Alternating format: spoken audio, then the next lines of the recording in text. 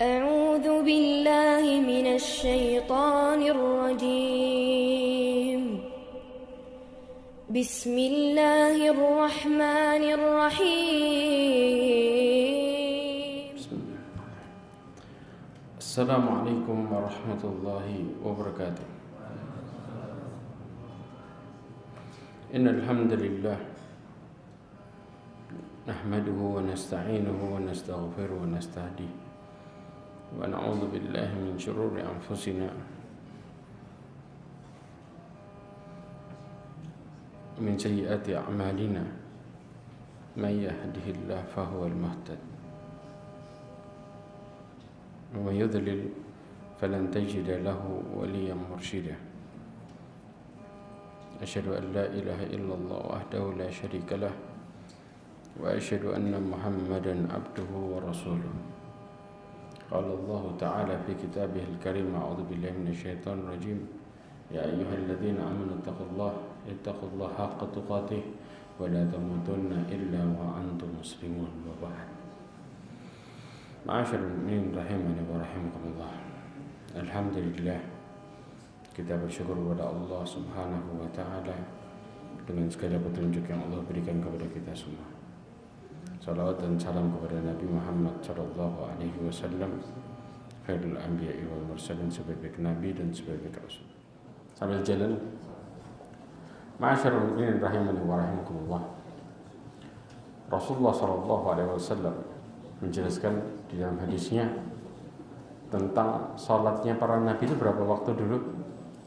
2 waktu. Kapan? Kalau melihat dari hadis yang ada bahwa Rasulullah SAW salat dengan malaikat Jibril itu salat asar, ya, masuk di waktu duhur dan asar, yaitu jadi satu di salat asar, kemudian maghrib, kemudian salat di waktu pagi subuh, ya, masuk di dalamnya salat isya ataupun salat subuh dengan waktu yang sama. Maka kalau para nabi salatnya 2 waktu, ini menunjukkan bahwa para nabi itu, ya, salat asar dan juga salat di waktu subuh. Ya, ma'asyarul mu'minin rahimani wa rahimakumullah. Saya jelasin aja. Ya, coba perhatikan baik-baik. Kita masuk ke dalam perkara salat, ya, salat 5 waktu. Ketika kita masuk dalam perkara salat 5 waktu ini, ya, Ibnu Hajar Asqalani menjelaskan di dalam kitab Fathul Bari. Para ulama berpendapat bahwa sebelum Isra tidak ada salat yang diwajibkan kepada kaum muslimin melainkan hanya salat malam saja tanpa ada batasan jumlah rakaatnya. Ya. Kemudian Al-Harbi berpendapat juga sebelum Isra salat yang diwajibkan 2 rakaat di pagi hari dan 2 rakaat di sore hari. Ini pendapatnya Imam Al-Harbi. Nah, diwajibkannya salat 5 waktu sehari semalam terjadi pada malam Isra Mi'raj. Pada malam tersebut Allah Subhanahu wa taala mensyariatkan salat sebanyak berapa waktu? Pertama 50 waktu. Ya. Sampai akhirnya Allah meringankan jadi 5 waktu. Dalam hadis yang diriwayatkan oleh Anas bin Malik radhiyallahu anhu, hadis ini diriwayatkan oleh Imam Bukhari dan Muslim, dikatakan anna Rasulullah sallallahu alaihi wasallam qala auhallahu ilayya ma auha. Ya, Allah Subhanahu wa taala memberikan wahyu kepadaku, ya. Kemudian fa farada alayya 50 salatan fi kulli yawmin wa lailah. Allah itu mewajibkan kepadaku salat 50 waktu sehari semalam. Fa nazaltu ila Musa sallallahu alaihi wasallam. Maka kemudian aku turun kepada Nabi Musa. Faqala ma farada rabbuka ala ummatika. Apa yang Allah wajibkan atas umatmu?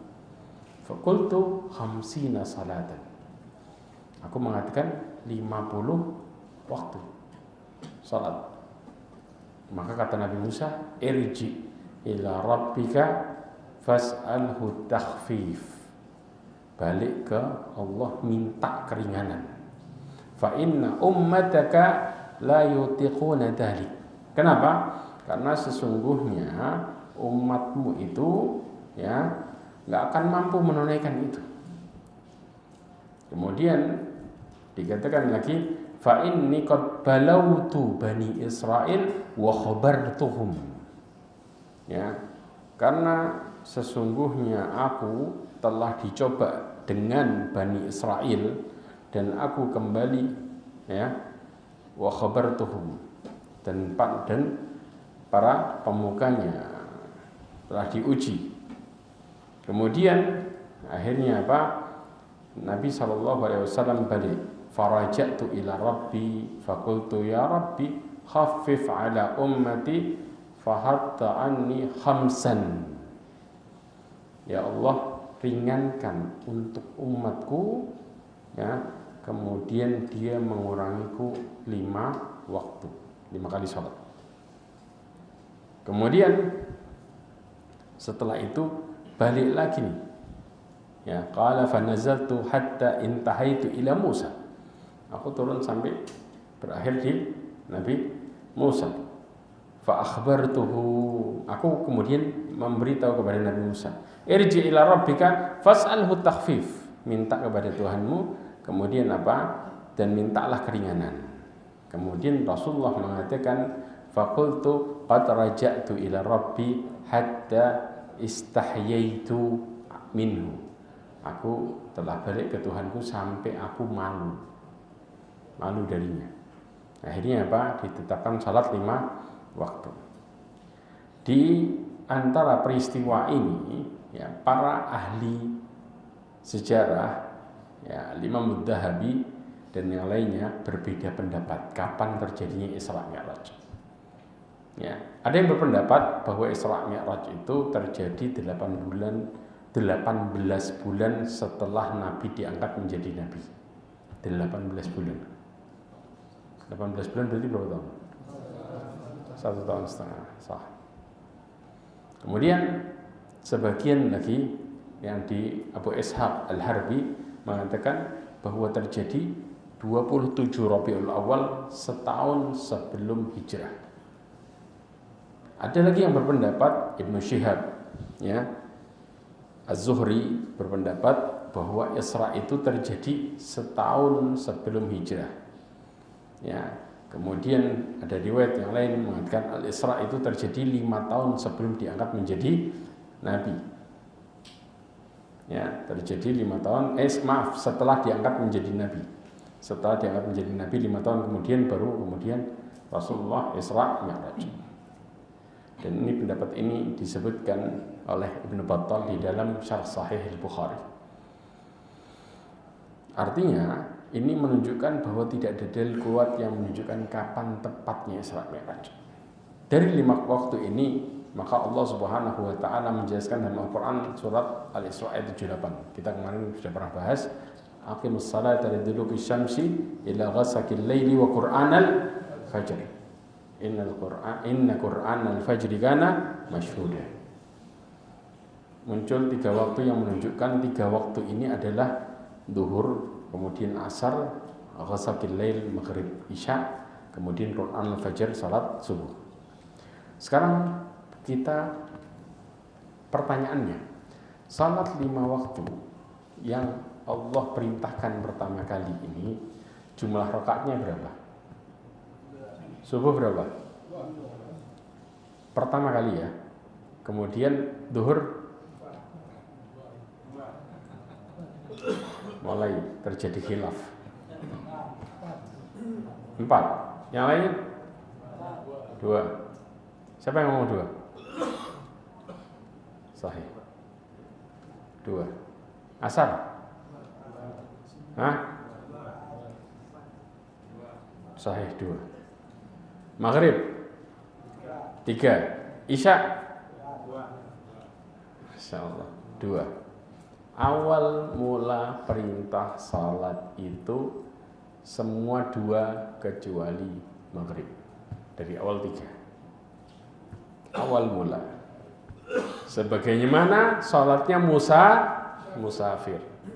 Dulu antara musafir dengan orang yang mukim posisi rokaatnya sama persis jumlahnya. Ya. Pertanyaannya, kapan berubah jadi 4? Ada yang tahu? Duhur 4, asar 4, isya 4. Kapan berubahnya? Kalau subuh nggak berubah. Lah, salah. Setelah hijrah. Jadi begitu hijrah ke Madinah, maka berubahlah menjadi 4. Kecuali subuh. Kalau maghrib memang dari awal 3, nggak berubah. Paham di sini? Makanya Aisyah radhiyallahu anha mengatakan dalam riwayat Imam Bukhari disebutkan faradallahu salata hina faradaha rak'ataini fil hadari was safar. Dikatakan Allah Subhanahu wa taala mewajibkan salat ya ketika diwajibkannya, maksudnya di pertama kali itu 2 rakaat. Di mana? Di posisi mukim ataupun musafir. Ya. Fa uqirrat salatus safar wa zida fi salatil hadar. Kemudian setelah itu ketentuan ditetapkan, salat safar tetap dan salat pada waktu mukim bertambah menjadi 4 rakaat. Ini awal sejarahnya. Ya. Makanya dalam salat itu ada tahapan sebenarnya. Dari mulai dulu para nabi cuma 2 waktu. Ya, kapan? Pada waktu asar kalau kita sama waktu pagi subuh. Ya. Kemudian salat pertama kali Allah wajibkan salat malam. Kemudian berubah jadi sunnah. Setelah itu muncul ya 5 waktu. Jumlah rakaatnya berapa? 2 kecuali maghrib. Setelah pindah ke kota Madinah atau hijrah, maka Allah perintahkan menjadi ditambah dengan 4 rakaat. Sedangkan orang musafir tetap di posisi 2. Ya. Penyebutan istilah 2 rakaat itu diulang karena salatnya dikerjakan sebanyak 2 rakaat. Dan ini disebutkan dalam Fathul Bari, kecuali salat maghrib yang 3 rakaat. Kemudian Aisyah mengatakan juga di riwayat yang lain, yang diriwayatkan oleh Imam Bukhari dengan hadis yang lain lagi, mengatakan furidatis salah rakaatin. Diwajibkan salat pertama kali 2 rakaat. Thumma hajara Nabi sallallahu alaihi wasallam fa furidat 4. Kemudian Rasulullah hijrah diwajibkan 4 rakaat. Wa turikat salatus safar ala ula. Ditinggalkan salat musafir sebagaimana yang semula, yaitu tetap 2 enggak berubah.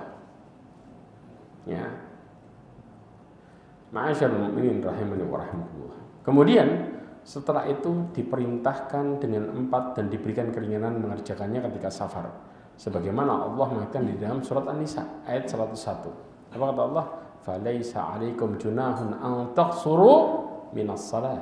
Allah katakan maka tidak mengapa engkau mengqasar salatmu. Jadi istilahnya, kesimpulannya di sini ya, salat fardu mulai dari zuhur, asar, isya pertama kalinya 2, kemudian Rasulullah hijrah diwajibkan jadi 4, kemudian Allah berikan keringanan untuk musafir tetap 2 rakaat. Sehingga kalau kita bicara statusnya, sekarang salat safar itu 2 rakaat. Bukanlah disebut dengan apa? Azimah. Tapi apa? Rukhsah. Azimah itu apa tahu? Azimah itu Imam Syatibi menjelaskan hukum yang berlaku umum yang disyariatkan sejak semula. Ini bukan umum, tapi keringanan.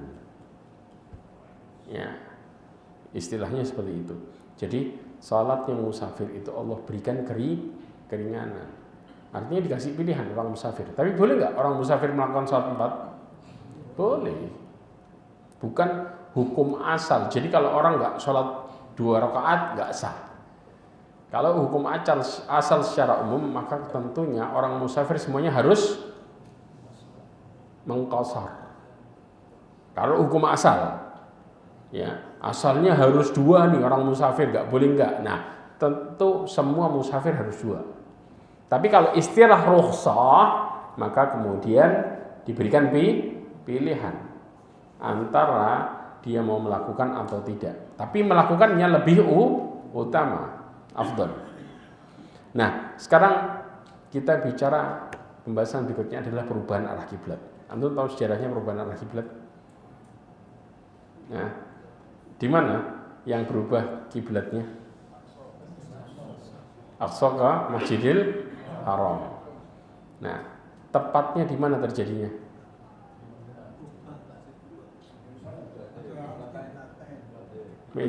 Hanya Masjid Kiblatain? Apakah mereka berputar gara-gara di Masjid Kiblatain aja? Nah, kita bahas di sini. Banyak orang yang salah memahami, di mana mereka meyakini bahwa perpindahan kiblat itu berputarnya hanya di Masjid Kiblatain saja.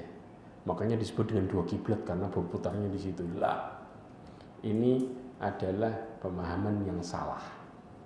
Sebenarnya berputar arah kiblat ini terjadi di 3 masjid karena telatnya kabar yang masuk ke mereka. Paham? Nah, kita akan bahas ini. Pertama, Nabi SAW ketika di Mekah mengerjakan salat karena perintah untuk salat 5 waktu, atau sebelumnya kalau kita bicara perintah untuk salat malam di Mekah sudah terjadi, betul apa enggak? Nah, Rasulullah SAW itu sudah menghadap ke Ka'bah. Tahu maksudnya? Rasulullah menghadap ke Masjidil Aqsa, tapi kemudian Rasulullah di depannya Ka'bah pas. Jadi Rasulullah di sholat sisi mana? Antum tahu rukun Yamani sama Hajar Aswad? Rasulullah sholat pas di sisi itu. Hanya di satu sisi, karena Rasulullah kepingin menghadap ke arah Ka'bah, tapi tidak menghilangkan menghadap kepada kewajibannya Masjidil Aqsa. Jadi Rasulullah hanya sholat di satu sisi aja, karena keinginannya dari dulu menghadap ke arah Ka'bah dari dulu. Ya, Rasulullah nggak bisa menghadap ke arah Ka'bah secara langsung itu pada waktu hijrah ke kota Madinah. Kenapa? Karena pada waktu itu perintahnya masih menghadap ke arah Masjidil Aqsa. Karena antara menghadap ke arah Masjidil Aqsa, menghadap ke arah utara, menghadap ke arah utara sama selatan, itu bertolak belakang. Antum bisa tahu sendiri. Ya, akhirnya kemudian Nabi SAW menjadikan Masjidil Haram di depannya, yaitu Ka'bah, kemudian menghadap ke arah Masjidil Aqsa, itu selama di Masjid Haram, yaitu di Mekah. Selalu sholatnya di mana? Antara rukun Yamani dengan Hajar Aswad. Karena keinginan Nabi SAW begitu inginnya menghadap ke arah Ka'bah terus. Tapi ketika hijrah, berapa lama Rasulullah SAW kemudian tidak menghadap ke arah Masjidil Haram? Berapa lama? Baru kemudian turun ayat 16 bulan sampai 17 bulan. Ya, baru kemudian turun perpindahan kiblat. Berarti berapa? Hampir setahun lebih, hampir setahun setengah lah. Ya, makanya diriwayatkan ya dari Barra ibn Azib radhiyallahu anhu, ya, wa kana Rasulullah sallallahu alaihi wasallam yuhibbu ayyuwajjiha ila al-Ka'bah. Rasulullah itu senang dihadapkan kiblatnya ke arah Ka'bah dari dulu. Hadis ini riwayat Imam Bukhari. Ya. Kemudian ketika hijrah, maka kemudian Rasulullah SAW akhirnya menghadap ke arah Masjidil Aqsa dan tidak bisa menghadap ke arah Masjidil Haram karena arahnya yang bertolak belakang. Kemudian Allah Subhanahu wa taala turunkan surat Al-Baqarah ayat 144. Allah berfirman, "Qad nara taqalluba wajhika fis sama', falanuwalliyannaka qiblatan tardaha, fawalli wajhaka syatral masjidil haram. Wa haitsu ma kuntum fawallu wujuhakum syatrah." Ma'asyiral mu'minin rahimani wa rahimakumullah. Dari sejarah ini, ya, kita bisa tahu Allah Subhanahu wa taala mengatakan, kami sering melihat wajahmu menghadap ke langit. Karena harapan yang luar biasa. Sering taqallub ini bolak-balik. Berkali-kali Rasulullah SAW berharap. Ya, maka kami hadapkan wajahmu ke arah kiblat yang engkau ridhoi. Yaitu mana? Ke arah Masjidil Haram. Dan subhanallah, orang-orang Yahudi itu sempat membuat kata-kata yang kemudian membuat Rasulullah SAW sakit hati. Karena mereka merasa mereka dirinya benar. Akhirnya ketika Rasulullah menghadap ke Masjidil Aqsa, kemudian mereka merasa kalau kemudian kami ini salah, kenapa engkau hadapkan wajahmu ke kiblat kami? Yahudi mengklaim bahwa Masjidil Aqsa itu kiblatnya orang-orang Yahudi. Ya, ini yang membuat akhirnya Rasulullah SAW sakit hati dan semakin berharap kepada kepada Allah Azza wa Jalla. Abdullah bin Abbas mengatakan karena Rasulullah SAW yusalli wa huwa bi Makkah nahwa Baitul Maqdis wal Ka'bah baina yadayhi wa ba'da ma hajara ila al-Madinah 6 ashhur ya 6 syahran thumma surifa ila al-Ka'bah.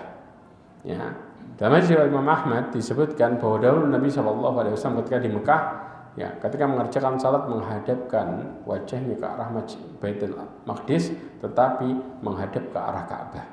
Berarti satu sisi tok. Setelah itu ketika hijrah selama 16 bulan menghadap kemana? Masjidil Aqsa aja. Kemudian kiblatnya dirubah menghadap ke Ka'bah setelah 16 bulan. Nah, salat pertama Rasulullah SAW kerjakan menghadap ke arah Ka'bah. Banyak riwayat yang menjelaskan tentang perubahan kiblat ke arah Masjidil Haram pertama kali. Di antaranya ada 3. Masjid Nabawi, Masjid Quba, sama Masjid Bani Salimah. Kalau dari segi turunnya hadis ini, Al-Quran ini, ayat ini, yaitu surat Al-Baqarah ayat 144 itu di Masjid Bani Salimah. Turunnya pada waktu sholat asar. Paham ya? Tetapi bagaimana dengan kondisi Masjid Nabawi dan Masjid Quba? Di antaranya ada dalam hadis dari Barra ibn Azib radhiyallahu anhu bahwa Nabi sallallahu alaihi wasallam bersabda, hadis riwayat Imam Bukhari, annahu shalla qibala al-Bait al-Maqdis 6 ashhur atau 7 ashhur. Nabi disebutkan oleh Barra ibn Azib bahwa Nabi sallallahu alaihi wasallam mengarah ke Masjidil Aqsa itu di Madinah 16 sampai 17 bulan. Ya. Wa kana kenapa? Ya, 16 syahran atau 17. Ada yang lewat. Syukran. Jazakallahu khair. Terus kemudian wa kana yu'jibuhu an takuna qiblatuhu qiblal bait. Ya. Kemudian apa? Beliau yu'jibuhu, membuat dia takjub untuk mengarahkan kiblat ke arah Ka'bah. Wa annahu shalla awwalu shallatin shallaha salatul asr wa shalla ma'ahu qaum. Pertama kali Rasulullah salat pindah kiblat itu salat asar dan salat bersamanya qaum. Yang dimaksud siapa? Bani Salimah. Jadi pertama kali turunnya di mana? Di masjid yang sekarang disebut dengan Masjid Kiblatain. Turun ayatnya. Kemudian pada waktu asar sedang sholat lagi. Ya ikhwah, ini luar biasanya taatnya para sahabat. Kalau sekarang mungkin sudah ribut orang. Antum bisa bayangin enggak? Para sahabat itu ketika Rasulullah SAW sholat, sedang sholat nih, turun ayat Rasulullah langsung muter. Tidak pakai ngasih aba-aba belakang, tadi turun wahyu. Lah. Muter, sahabat juga ikut muter. Sampai nyelesain sholatnya selesai, kemudian baru dikasih tahu. Dan sahabat gak tanya sama sekali, pokoknya Rasulullah gimana kita ikut. Dan di antara yang luar biasa, pernah terjadi di tengah sholat Nabi SAW tiba-tiba melempar sendarnya ke arah kiri. Dilempar sama Nabi SAW. Kemudian para sahabat di belakang ngelempar semua sendarnya. Ngikut semua. Selesai sholat mereka diem. Rasulullah justru yang tanya sama mereka, kenapa kalian melempar sendal kalian? Apa tahu apa jawaban sahabat? Sahabat mengatakan, kami lihat engkau melempar, kami ikut melempar. Selesai. Gak pakai tanya kenapa kok tiba-tiba dilempar dan lain sebagainya. Kita selesai sholat, imam gerak dikit bagaimana, jamaahnya ribut semua. Nggak dikir tapi malah ribut. Ini nggak sama sekali ya ikhwah. Maka Rasulullah memberikan penjelasan. Tadi Jibril memberikan wahyu kepadaku bahwa di bawah sendalku ada najis. Maka aku lemparkan. Kebayang nggak? Yang tanya malah Rasulullah, bukan para sahabat. Inilah kekuatan bagaimana mereka meyakini sami'na wa ata'na. Kalau kita sekarang sudah salah ngeyel lagi kadang-kadang. Ya, mereka enggak. Mereka ngikut bagaimana Rasulullah. Ya sudah itu. Itu ketetapan dan itu merupakan yang terbaik. Mereka selalu berpikir dengan hal yang sama, semua. Kenapa? Karena mereka tertanam kuat di dalam hatinya tauhid. Ya, yang menjadikan mereka melakukan setiap perintah mereka mengikuti sebagaimana yang Rasulullah lakukan. Sampai ketika kemudian datang perintah, apakah Rasulullah melakukan? Itu pertanyaan para sahabat. Ya, maka hukum itu tetap jadi satu. Ya, mereka di satu kata yang sama, yaitu apakah Rasulullah melakukan atau tidak. Subhanallah. Ya, makanya di Masjid Bani Salimah terjadi hal seperti ini. Kemudian yang kedua, ya, ketika di Quba, bainan nasu bi Quba fi salati subuh. Tatkala orang-orang sedang salat subuh di Quba, ya, ija'ahum atin. Ya, datang seseorang berkata, "Inna Rasulullah sallallahu alaihi wasallam qad unzila alaihi lailata Qur'anun wa qad umira ay yastaqbilal Ka'bah fastaqbaluha." Dikatakan sesungguhnya Rasulullah SAW telah diturunkan apa? Kepadanya, ya, malam kemarin satu ayat, ya, dan diperintahkan untuk menghadap ke arah Ka'bah, maka hendaklah kalian menghadap ke arahnya. Kemudian wa kanat wujuhahum ila Syam. Wajah mereka kemana? Syam. Syam ini kemana? Masjidil Aqsa, karena Palestina itu masuk area Syam. Ya. Kemudian apa? Fastadaru ilal Ka'bah. Kemudian mereka ngapain? Mereka berputar. Istadaru itu artinya berputar ke arah Ka'bah. Sedang mereka lagi sholat subuh. Ya. Disebutkan juga, ya, di riwayat yang lain menjelaskan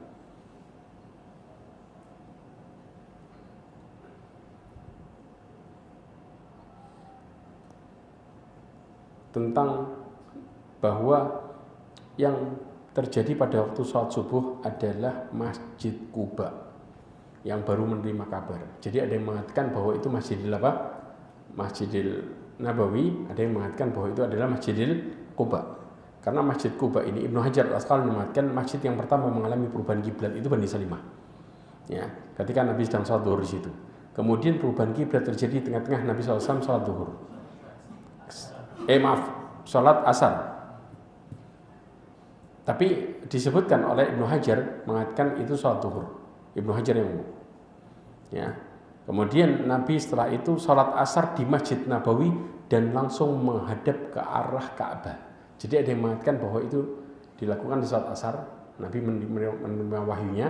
Ada yang mengatakan bahwa itu dilakukan di sholat zuhur. Kemudian asarnya Nabi ke Masjid Nabawi. Kemudian dari awal langsung menghadap ke arah Ka'bah. Ya. Kemudian para penduduk Quba mereka baru menerima kabar subuhnya. Ini yang dikatakan oleh Ibnu Hajar Al-Asqalani. Kemudian akhirnya mereka berputar lagi tengah sholat. Di tengah sholat mereka mendapatkan wahyu itu. Kemudian imam sama umumnya berputar bersamaan. Ini yang dikatakan oleh Ibnu Hajar Al-Asqalani. Dan ada di dalam tafsir Ibnu Katsir. Kemudian Abdullah bin Umar mengatakan bainan nas bi Quba fi salat subuh ija'atin, ya. Kemudian orang di Quba itu ketika sholat subuh. Nah, ini diriwayatkan oleh Abdullah bin Umar dalam hadis yang diriwayatkan oleh Imam Bukhari dan Muslim.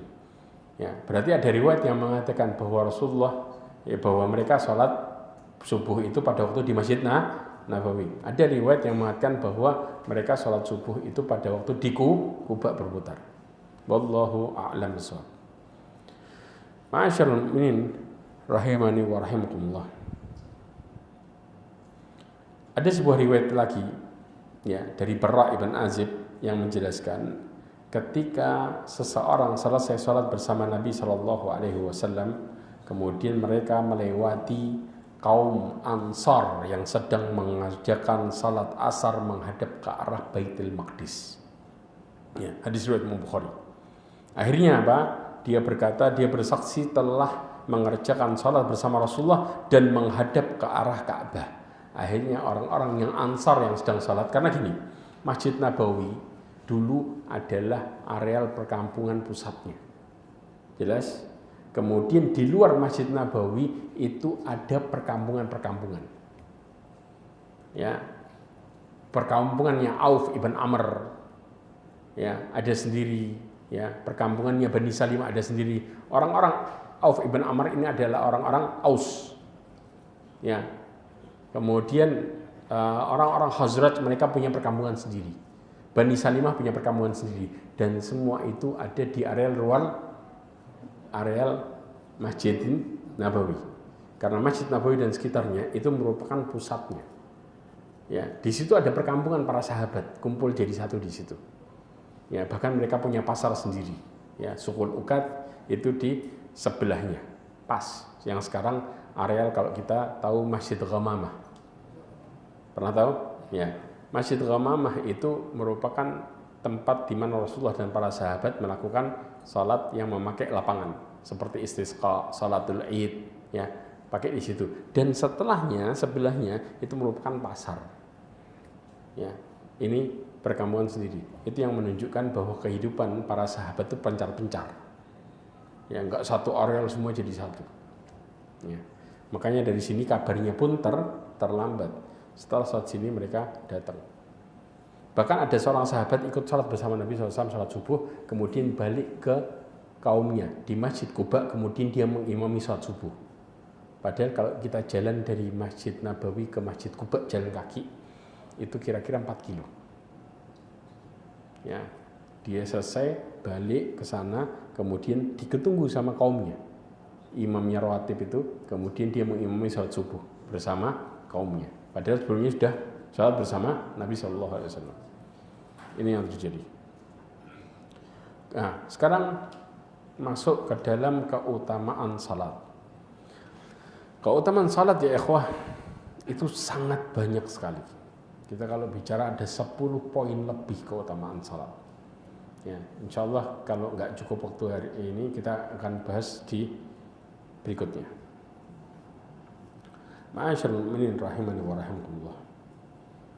Keutamaan salat yang pertama adalah seorang itu ketika salat itu merupakan cahaya dan penyelamat di hari kiamat. Nah, istilah cahaya ini bagaimana tafsirannya? Ada beberapa tafsiran yang dimaksud bahwa salat itu merupakan cahaya.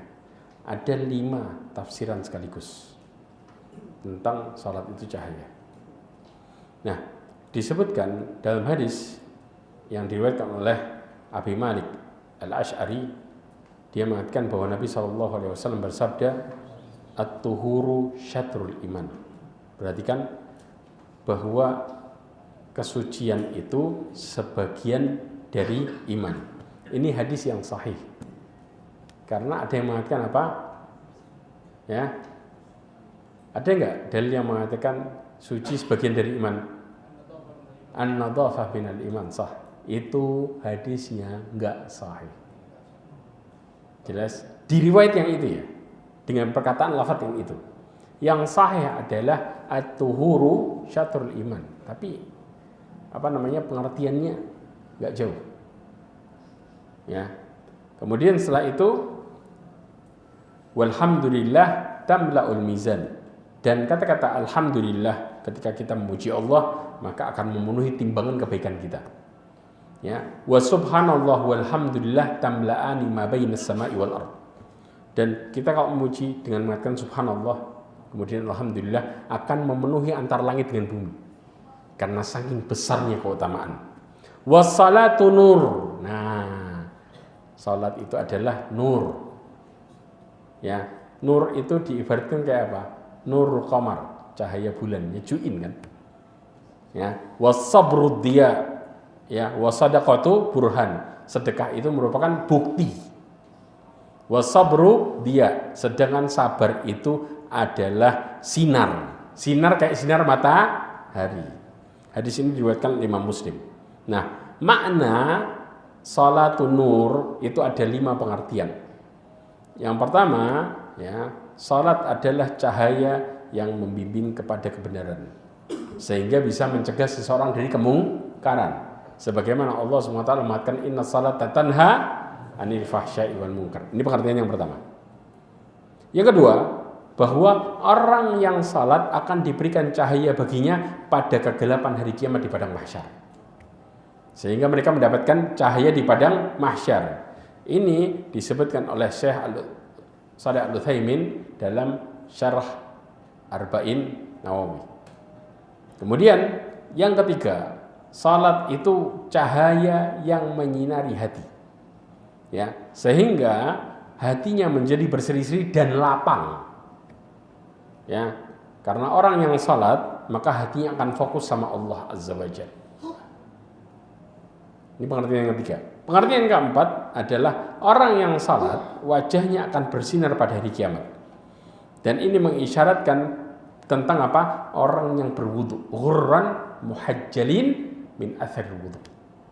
Ya, orang yang berwudu karena nanti umatnya Rasulullah SAW punya bekas khusus, yaitu apa? Wajahnya bersinar karena bekas wudu. Ya, dan ini disebutkan ya di dalam kitab Al-Ikmal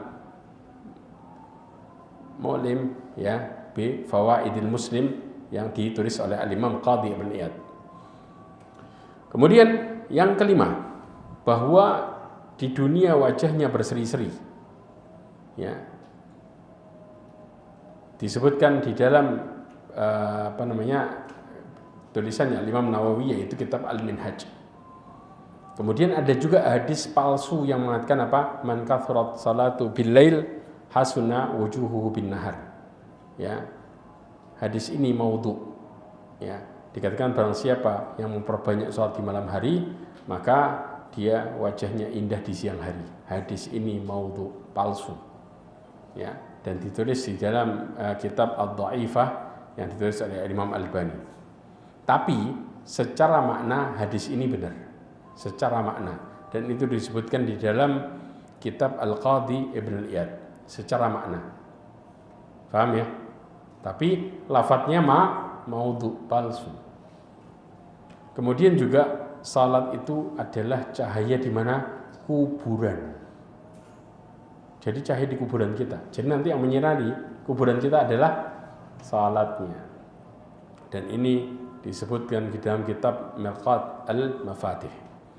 Juga salat itu sebagai cahaya untuk melewati sirat, karena gelapnya ya ikhwan. Sirat itu gelap. Makanya pakai apa? Salatnya. Subhanallah. Dari sekian banyak, ini menunjukkan satu hal, berawal dari as-salatu nur. Salat itu adalah cahaya. Bayangin, cahaya di dunia, cahaya hati, cahaya yang menyinari kita, cahaya yang membuat wajah berseri-seri, cahaya di kuburan, cahaya di sirat, cahaya di padang mahsyar. Semua yang menyebutkan adalah salat itu cahaya. Kita baru bahas masalah satu fawaid yang luar biasa. Ya. Ma'asyiral mu'minin rahimani wa rahimakumullah. Kemudian juga yang berikutnya, yang terakhir kita bahas, yaitu salat itu merupakan amalan yang paling utama bagi seseorang. Kenapa? Dalam hadis riwayat Imam Bukhari, Rasulullah SAW mengatakan dari Abdullah bin Mas'ud radhiyallahu anhu, sa'altu Nabi sallallahu alaihi wasallam ayyul a'mali ahabbu ilallah. Amalan apa yang paling Allah cintai? Maka Rasulullah mengatakan as-salatu ala waqtiha. Salat tepat pada waktunya, tepat pada waktunya. Ya, itu merupakan amalan yang paling Allah cintai. Karena ketika seseorang ya mengamalkan salat, maka otomatis ya amalan yang lainnya ikut terjaga. Ya, makanya Allah paling cinta sama kita kalau salat tepat waktu. Berarti kalau kita menyia-nyiakan salat, berarti Allah membuat amalan kita tersia-sia juga enggak? Antum Sampai ada istilah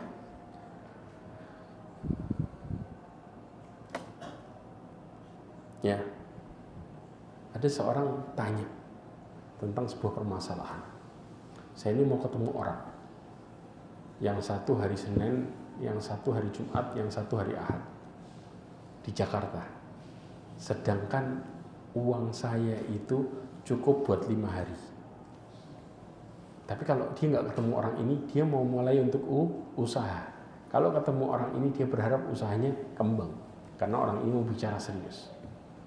Dia tanya sama temannya, sudah buntu nih, gimana? Nggak mungkin minjem. Ya, kalau minjem berarti tambah apa? Nombok, betul nggak? Ya, akhirnya dia berpikir, tanya sama temannya. Kata temannya apa? Saya mau tanya, kapan engkau sholat subuh? Apa hubungannya? Orang mau ke Jakarta ditanyain sholat subuh kapan? Enggak. Saya mau tanya dulu. Tolong jawab, kapan sholat subuh? Ya kira-kira saya sholat subuh jam 5:30 kata dia. Oh iya. Sholat duhur jam berapa? Sholat duhur dekat asar. Habis gitu nunggu sekalian asar. Ya, iya. Sholat maghribnya mepet isya. Habis itu sholat isya. Kata dia apa? Coba perbaiki sholatmu dulu. Dia nggak percaya sama omongannya temennya. Pulang bingung. Orang curhat masalah mau ke Jakarta, ditanyain masalah sholat. Antum bisa bayangin, ya. Dan ini kisah nyata ya, ikhwah. Kenyataan. Subhanallah, orang ini sampai seminggu, ya, seminggu mau ketemuan sama orang ini masih buntu. Kata dia, ya udahlah, coba saya praktekin. Subhanallah, dia mulai sholat tepat waktu. Tahu antum apa yang terjadi?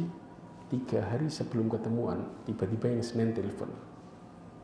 Maaf, ya, majikan saya sakit, nggak enak badan. Gimana kalau kita ketemuannya hari Jumat pagi? Kaget dia di situ. Padahal ketemuan yang sama satu Jumat siang. Hah? Subhanallah, kaget dia. Oh iya, dengan senang hati. Sudah, yang Ahad telepon mengatakan ternyata teman saya ada janjian sama yang lain hari Ahad, itu penting banget. Gimana kalau kita ketemunya Jumat, terserah kapan. Ya udah Jumat malam gimana? Allah jadiin satu waktu ketemu sama orang. Di satu hari yang sama, pagi, siang, malam selesai. Ya. Kenapa? Karena dia memperbaiki salatnya, Allah perbaiki urusannya dia. Ini ya ikhwah. Fahami ini dengan baik. Rumitnya urusan kita, kadang-kadang kita dapat urusan yang kadang-kadang kita bingung. Saya mau ngapain hari ini? Kok gini banget hidup saya? Karena sholat kita bermasalah. Ketika sholat kita bermasalah, maka Allah jadikan hidup kita bermasalah. Karena sholat itu merupakan petunjuk hidup, bahkan barometer seseorang taatnya sama Allah, benar sama enggaknya hidupnya dia, tergantung dari bagaimana sholatnya dia. Ya. Makanya Allah Subhanahu wa taala mengatakan dalam surat Al-Ankabut ayat 45, "Utlu ma uhiya ilaika minal kitabi wa aqimus salata innas salata tanha 'anil fahsya'i wal munkar." Bukan sekadar menahan dari kejelekan dan kemungkaran saja, tapi Allah Subhanahu wa taala akan menjaga agamanya dan menjaga urusannya ketika mereka menjaga salatnya. Makanya coba lihat urusan yang ruwet-ruwet tuh, ya. Lihat sholatnya, ruwet juga sama. Gambarannya nggak jauh-jauh. Ya, berarti kalau urusan kita nggak mau ruwet, maka jangan pernah sholat kita juga ruwet. Lakukan tepat waktu, maka urusan kita akan jadi tepat waktu luar biasa. Kita akan jadi orang yang tertata hidup kita secara otomatis. Tapi ketika kita mulai menyanyikan sholat sama dengan kita menyanyikan urusan kita sama Allah, maka Allah akan menyanyikan urusannya sama kita, sehingga hidup kita ruwet kayak lebih dari benang ruwet. Sehingga orang yang kita curhati pun akan pusing, lebih pusing dengerinnya daripada kita yang melakukannya. Betul apa enggak? Ya. Mudah-mudahan ini jadi pelajaran buat kita semuanya, dan mudah-mudahan Allah jadikan kita orang-orang yang menjaga ibadah dan ketaatan kita kepada Allah, sehingga Allah menjaga urusannya dengan kita. Mudah-mudahan Allah tutup hidup kita semua dan keluarga kita dengan husnul khatimah. Subhanakallahumma wa bihamdika asyhadu an la ilaha illa anta astaghfiruka wa atubu ilaik wa akhiru da'wana alhamdulillah. Assalamualaikum warahmatullahi wabarakatuh.